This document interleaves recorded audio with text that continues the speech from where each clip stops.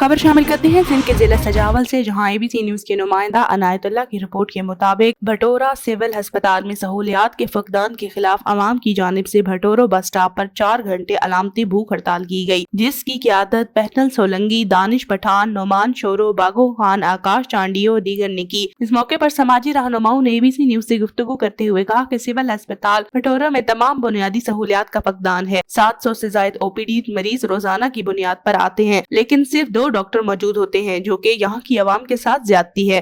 ताहम अस्पताल में कोई लेडी डॉक्टर भी मौजूद नहीं है, जिसकी वजह से खवातीन मरीजों के लिए बहुत मसाइल पैदा हो रहे हैं।